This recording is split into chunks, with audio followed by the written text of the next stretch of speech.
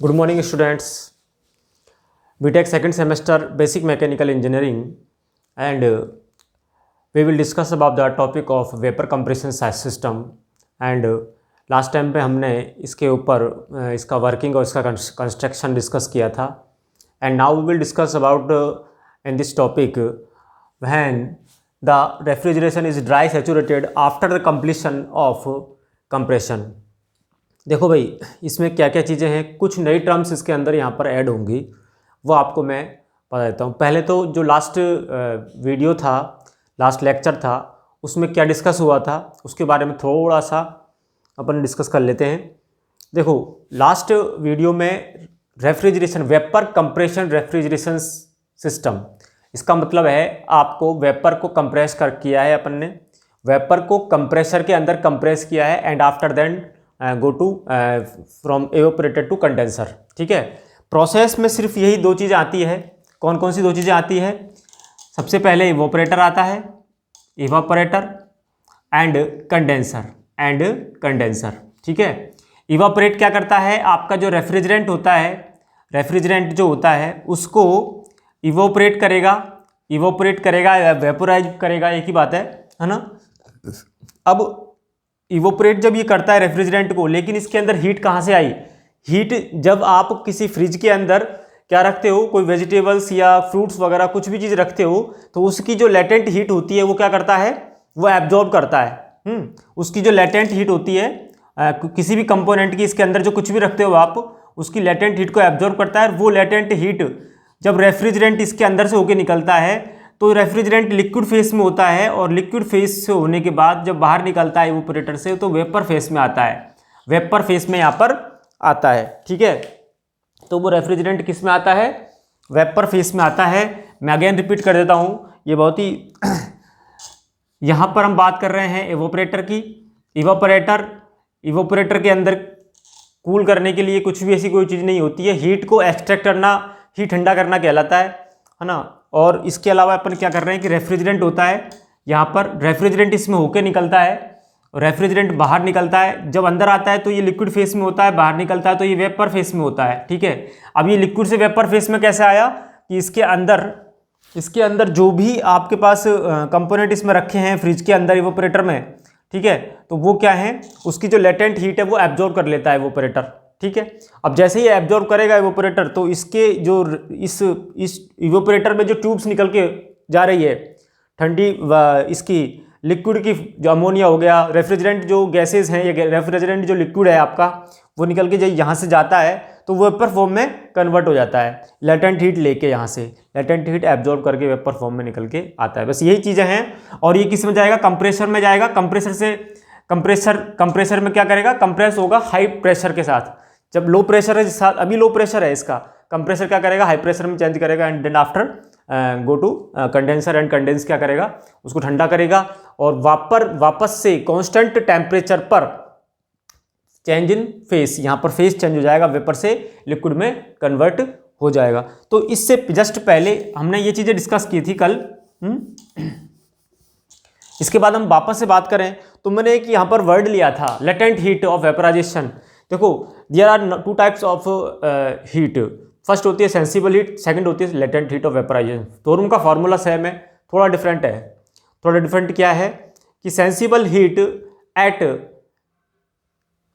Constant phase पर change in temperature. Constant phase पर change in temperature, ध्यान रखना. सेंसिबल हीट होती है कांस्टेंट फेस पर चेंज इन टेम्परेचर. फेस आपके कौन से थे? सॉलिड, गैस और लिक्विड. तीन तरीके के फेस हो गए.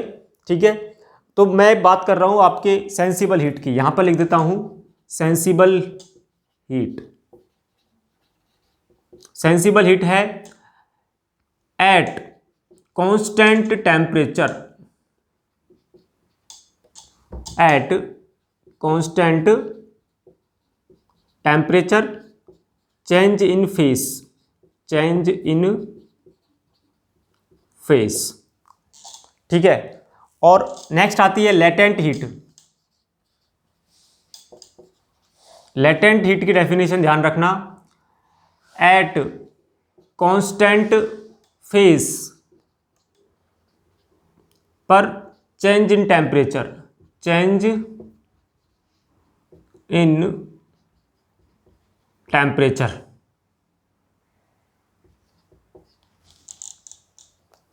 ठीक है, कांस्टेंट फेस पर चेंज इन टेम्परेचर, ये उल्टा हो गया थोड़ा सा, ये लेटेंट है।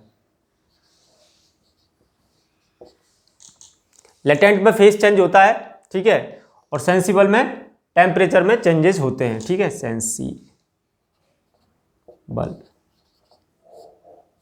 तो लेटेंट हीट में को क्या होगा, कांस्टेंट। अब इसका एग्जांपल देख लेता हूं मैं। देखो, लेटेंट हीट में कांस्टेंट टेम्परेचर पर चेंज इन फेस, यहां पर। ठीक है, अब हुआ क्या, फेस चेंज हुआ कांस्टेंट टेम्परेचर पर। ये मैं डिस्कस करूंगा अभी थोड़ी देर में। ये जो मैंने आपको ग्राफ तैयार किया है, ये अपन डिस्कस करेंगे। देखो यहां पर यही चीज है, T1 से T2 जो इवेपोरेटर है ना, इवेपोरेटर में क्या हो रहा है, कांस्टेंट टेम्परेचर पे फेस चेंज हो रहा है। वेपर से लिक्विड फेस में, सॉरी लिक्विड से वेपर फेस में यहां पर आ रहा है ये। ठीक है, अभी डिस्कस करेंगे। इससे पहले लेटेंट और सेंसिबल का एग्जांपल ले लेते हैं। एक हम कोई भी बर्तन ले लेते हैं, उसमें पानी गर्म करते हैं। पानी गर्म करने के बाद थोड़ी देर बाद देखते हैं कि पानी गर्म हो रहा है, फेस चेंज नहीं हो रहा है। टेम्परेचर यदि 40 से 50 पहुंच रहा है, 60 70 पहुंच रहा है, तो आपका वाटर रहेगा, और बट टेम्परेचर आपका इंक्रीज होता जा रहा है। तो कांस्टेंट फेस पर change in temperature, constant phase पर चेंज इन टेम्परेचर क्या कहलाता है, सेंसिबल हीट कहलाता है। उसके अंदर जो हीट बन रही है वो कौन सी बन रही है, सेंसिबल हीट बन रही है। ठीक है, उसका सीधा सीधा समझ में आ गया आपको कि कांस्टेंट फेस है, फेस आपका एक ही है, बट चेंज इन टेम्परेचर, आपका टेम्परेचर इंक्रीज हो रखा है या चेंज हो रखा है। आफ्टर दैट 100 डिग्री, या फिर हम बात करें 60-70 डिग्री पर वाटर की पोजीशन क्या है, there are some amount of water will be converted liquid to vapour form at constant temperature. Constant temperature मतलब कि 80 डिग्री सेंटीग्रेड पर हम बात करें तो वहां पर कहीं न कहीं छोटी कुछ भाप एवेपोरेशन या वेपोराइजेशन होगा, या आपने देखा होगा जनरली। ठीक है, भाप बनेगी, जरूरी नहीं है कि 100 डिग्री पर। 100 डिग्री सिर्फ बॉयल होने के लिए होता है। ठीक है, 100 डिग्री बॉयल होने के लिए होता है, एवोपरेशन तो पहले से स्टार्ट हो जाता है। ओके, तो एवोपरेशन स्टार्ट हो रखा है 80 डिग्री पर। अभी यहां पर हम बात कर रहे हैं कि एट कांस्टेंट टेम्परेचर, यदि आप टेम्परेचर कांस्टेंट लेते हो तो फेस चेंज होगा आपका। यदि आप उसको कांस्टेंट टेम्परेचर पर बात करें तो उस टेम्परेचर पर फेस आपका लिक्विड से वेपर की ओर कन्वर्ट हो रखा है। ठीक है, तो ये चीजें हैं इसके अंदर, आई समझ में। तो यहां पर ये लेटेंट हीट और सेंसिबल हीट की बात हो चुकी है। लास्ट वीडियो में हम डिस्कस कर चुके हैं इसके बारे में कि अब हम बात करें कि when the refrigerant is dry saturated. देखो अब तीन कंडीशन आती है आपके वेपर कंप्रेशन रेफ्रिजरेशन सिस्टम के अंदर, dry saturated, wet saturated and superheated steam. अब ये जो सैचुरेशन कर्व है, TRS डायग्राम है, टेम्परेचर एंट्रोपी डायग्राम दिया हुआ है, टेम्परेचर एंट्रोपी डायग्राम दिया हुआ है। ठीक है, इसके अंदर यहाँ पर ये जो रेड मैंने कर्व बनाया है, ये रेड कर्व आपका डिनोट करता है सैचुरेशन कर्व को। एक सैचुरेशन कर्व है। यहाँ पर स्टीम की पोजीशन डिपेंड करती है। यदि इस लाइन से ऊपर जाता है कर्व, या आपकी कंडीशंस या आपके जो भी जो ये लाइंस हैं 1 2 3 4 5 की, कंप्रेशर एवोपरेशन वगैरह, जो का भी इस लाइन से इस लाइन पर यदि रहता है तो ये सैचुरेटेड है ना, ड्राई सैचुरेटेड है। और इस लाइन के अंदर यदि हम बात करें तो आपका जो वेपर की फॉर्म है वो वेट सैचुरेटेड होगी, वेट होगी, है ना, उसमें मॉइस्चर की मात्रा होगी, मॉइस्चर कंटेंट होगा। ओके, इस लाइन पर यदि आपके पास स्टीम है तो वो सैचुरेटेड होगी, उसको हम बोलेंगे स्टीम। ठीक है, स्टीम सैचुरेटेड, ड्राई स्टीम जिसे हम बोलेंगे, ड्राई वेपर या स्टीम बोल सकते हो आप इसको। ठीक है, इसमें मॉइस्चर की मात्रा नहीं होती है, मॉइस्चर कंटेंट नहीं होता है। After that of the saturated curve the steam will be superheated steam.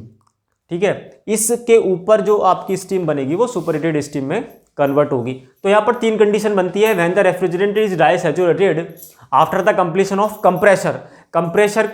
Compressor के बाद आपकी जो स्टीम है या रेफ्रिजरेंट जो भी पार्ट आपका आ रहा है वो ड्राई सैचुरेटेड होगा, सुपरहीटेड होगा या वेट सैचुरेटेड होगा। ठीक है, तीनों कंडीशंस को हम स्टडी करेंगे यहाँ पर फर्स्ट कंडीशन हमने ली है ड्राई सैचुरेटेड, जब ये इस कंप्रेशन के बाद जो हमारा कंप्रेसर है इसकी पोजीशन यहाँ पर पहुँचती है, इस लाइन पर पहुँचती है। ठीक है, स्टडी करते हैं, शुरू करते हैं इसका। इसमें सबसे पहले हमारा जो प्रोसेस है 1 से 2 इवोपरेशन हुआ। इवोपरेशन में क्या होता है कि रेफ्रिजरेंट फ्लो हो रखा है, इसमें रेफ्रिजरेंट फ्लो हो रखा है एट कांस्टेंट टेम्परेचर पर, ये टेम्परेचर कांस्टेंट है, कांस्टेंट लाइन है तो कांस्टेंट टेम्परेचर है, कांस्टेंट टेम्परेचर पर फेज चेंज हो रखा है, फेज चेंज हो रखा है, लिक्विड फोर्थ पॉइंट पे है, लिक्विड से वेपर में कन्वर्ट हो रखा है, और कन्वर्ट जब वेपर में कन्वर्ट हो गया तो हम इसे बोलेंगे कि latent heat of vaporisation, latent heat of vaporisation. क्यों बोलेंगे कि कांस्टेंट टेम्परेचर पर चेंज इन फेज है, तो process 4 to 1 is called latent heat of vaporization and it absorbs the latent heat of vaporization from the substances in the refrigerator। ठीक है, refrigerator में जो भी सब्सटेंस आपने रखा है फ्रूट्स या वेजिटेबल्स वगैरह, वहाँ से हीट का absorption this called latent heat of vaporisation. And from this heat the liquid is converted into vapour to liquid is converted into vapour. ठीक है, तो फोर्थ पॉइंट पे आपका लिक्विड है, फर्स्ट पॉइंट पे आपका वेपर में कन्वर्ट हो गया। After that process of evaporation we will continue the आप refrigerant enters into the compressor. Compressor में एंटर करने के बाद इसका जो प्रेशर है वो लो प्रेशर है और टेम्परेचर भी आपका यहाँ पर लो है। कंप्रेसर क्या करता है, कंप्रेसर आपके जो रेफ्रिजरेंट है उसका प्रेशर इंक्रीज करेगा एंड जैसे ही प्रेशर इंक्रीज करेगा टेम्परेचर भी इंक्रीज होगा। तो हम यहाँ पर बात करें तो टेम्परेचर इंक्रीज होगा, टेम्परेचर आपका 1 से 2 टेम्परेचर काफ़ी इंक्रीज हो गया यहाँ पर, और ड्राई सैचुरेटेड 2 पॉइंट पर आपका टेम्परेचर यहाँ पर पहुँच गया है। यदि मैं P और H ग्राफ की बात करूँ, प्रेशर एंथैल्पी ग्राफ की बात करूँ, तो यहाँ पर देखिए प्रेशर एंथैल्पी कर्व है, दोनों कर्व में थोड़ा डिफरेंट है।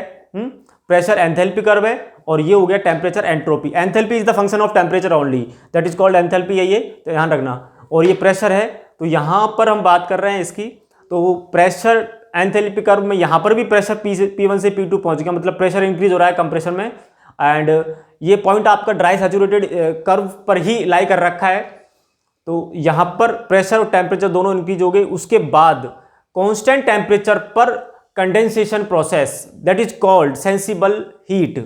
क्या है, कांस्टेंट टेम्परेचर पर हम बात करें, नहीं सेंसिबल नहीं है, लेटेंट हीट चल रहा है ना कांस्टेंट टेम्परेचर पर, यहाँ पर भी कांस्टेंट टेम्परेचर है, कांस्टेंट टेम्परेचर पर फेज चेंज हो रहा है। देखो vapour phase is converted into liquid at point 3, 2 point तक आपका जो फेज है वो वेपर में था, है ना, टेम्परेचर कांस्टेंट है, बट कंडेंसेशन प्रोसेस में कांस्टेंट टेम्परेचर पर आपका फेज चेंज हो गया। 2 से 3 पॉइंट पे आपका लिक्विड आ गया।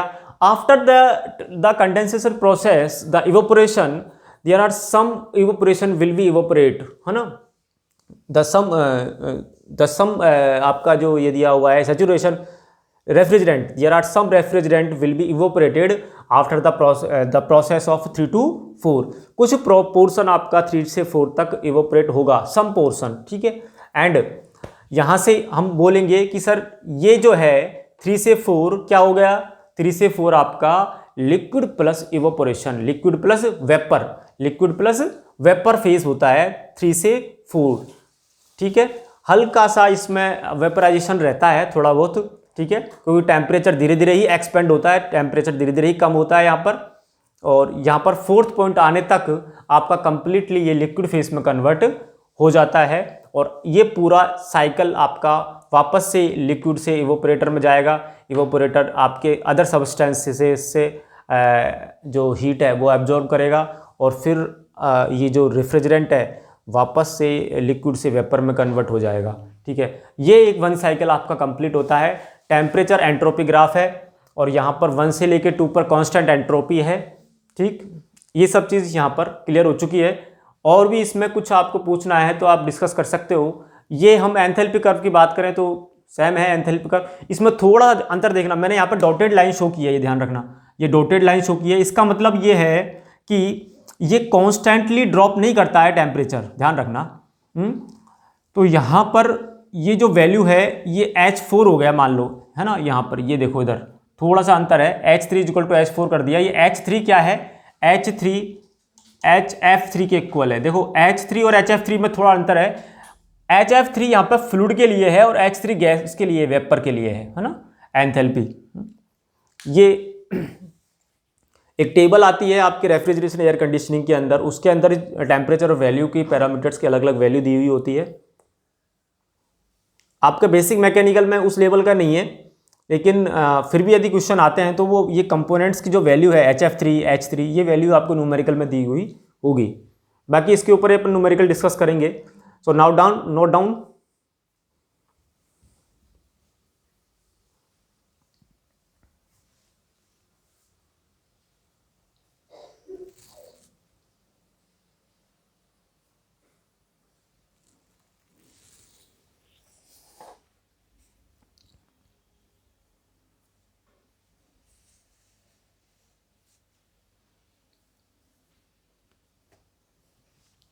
अब हम इसके अंदर एक एक कंपोनेंट्स को, ये मैंने तो आपको समझा दिया कि क्या है इसके अंदर, ये जो डायग्राम है समझ में आ गया होगा आप लोगों के। अब प्रोसेस 1 से 2 एक एक कंपोनेंट्स को स्पेशली डिस्कस कर लेते हैं।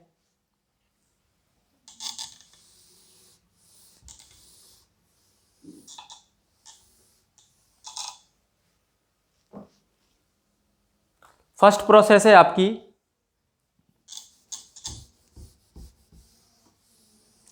ये हम 3 कंपोनेंट इसके पढ़ क्यों रहे हैं, 3 कंपोनेंट हम इसके पढ़ क्यों रहे हैं, कौन कौन से, जब आपका ड्राई सैचुरेटेड है आफ्टर कंप्लीशन ऑफ कंप्रेशन, तो इसमें क्या है कि we have been developed the various other operation cycles to increase the coefficient of performance in the refrigerator.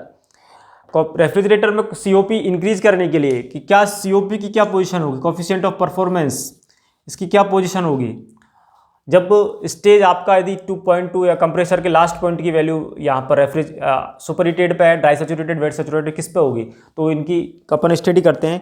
तो फर्स्ट नंबर हम बात करें इस डायग्राम में, पहला प्रोसेस है आपका 1 से 2 कंप्रेशन।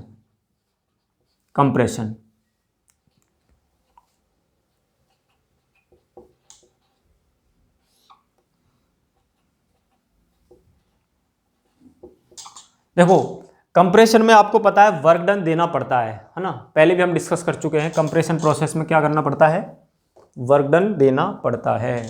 W आपकी वैल्यू यहाँ पर आपको यहाँ पर दी हुई होगी, तो कंप्रेशन फर्स्ट नंबर लिखता हूँ मैं,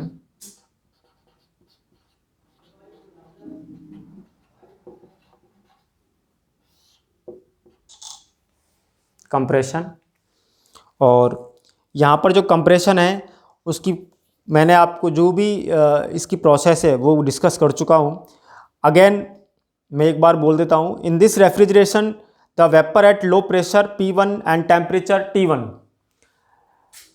यहाँ से लेके यहाँ तक की प्रोसेस हम स्टडी करेंगे। आप ये लिखोगे थ्योरी के अंदर कि इसमें T1 टेम्परेचर है और प्रेशर P1 है, low pressure and low temperature in the before the compression, and it is compressed at constant entropy which result in increased pressure and temperature from P1 से P2 and temperature T1 से T2 during the isentropic compression work done for per kg of refrigerant।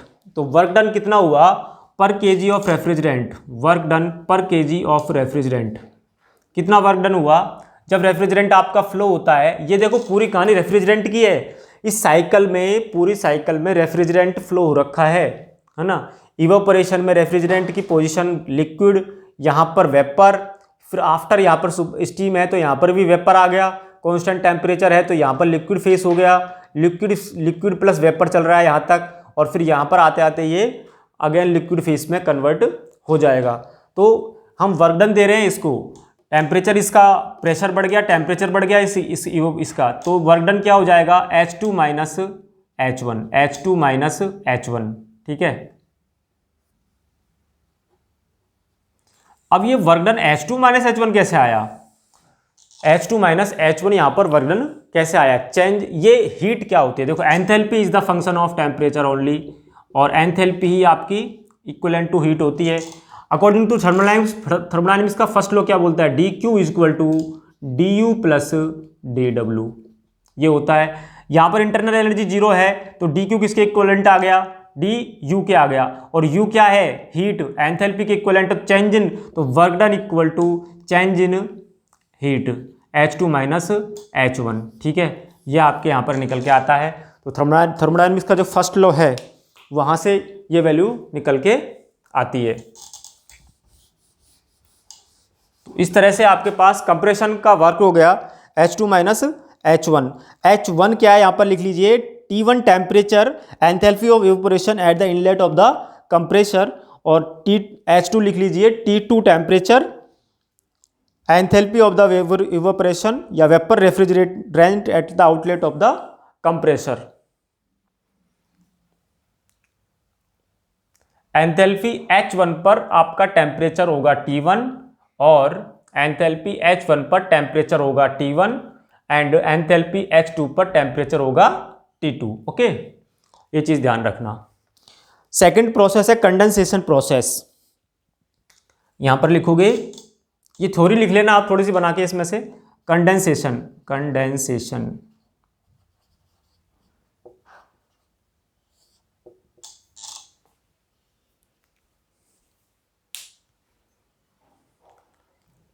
Next video में complete कर रहे हैं इसको।